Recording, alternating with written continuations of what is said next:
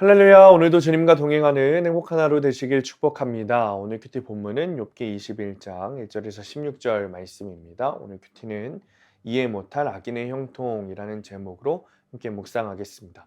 말씀 질문입니다. 왜 행복이 자기들 힘으로 이룬 것이 아니라고 할까요? 욥은 자신의 고난을 죄의 결과로만 여기고 자기를 비난하는 친구들에게 내 말을 자세히 들어달라고 요구하고 있습니다. 2절입니다. 너희는 내 말을 자세히 들으라. 이것이 너희의 위로가 될 것이니라. 우리도 욥의 친구들처럼 겉으로 드러난 결과만 보고 상대를 판단하거나 정죄할 때가 있습니다. 하지만 성도는 눈에 보이는 결과가 아니라 하나님의 말씀으로 상황을 분별해야 되는 거예요. 그 첫 번째 과정이 바로 경청이라는 것이죠. 그러니까 상대의 말을 잘 듣고 말씀으로 분별할 때 고난 가운데 역사하시는 하나님의 뜻을 깨닫고 사람을 살리는 사명을 감당할 수 있습니다. 고난을 죄의 결과로만 여기는 그 욥의 세 친구들은 악인의 성공과 그의 세력이 강한 이유를 알 수 없겠죠. 그러나 이것은 불의한 세상에서 얼마든지 있을 수 있는 일입니다.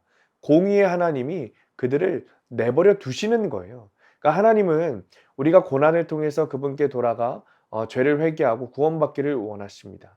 그러나 악을 행하고 성공하는 자들은 이 기회를 놓쳐서 결국 심판을 받게 되는 거죠.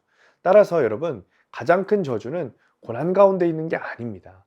하나님께 내버려짐 당하는 것이 가장 큰 저주인 것이죠. 그러니까 악인의 특징들은 하나님 없다 그래요.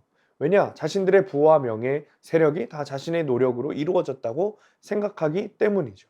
그러나 욥을 통해 보았듯이 아무리 대단한 부와 명예도 하나님이 손대시면 하루아침에 무너져 버리고 마는 것이죠. 16절입니다.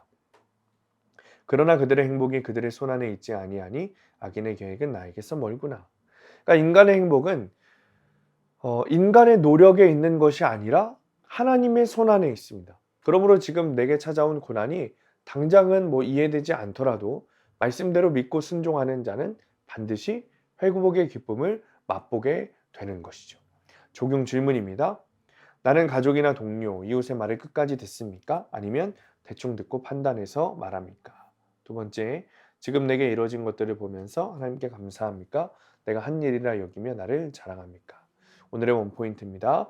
하나님의 주권을 인정해야 합니다. 그러니까 고난 가운데 있는 사람들은 그 사람들을 함부로 정죄해서는 안 돼요. 세상에서 형통하는 악인들을 보고도 부러워할 필요가 없는 거죠. 이것이 하나님의 주권을 인정하는 거예요.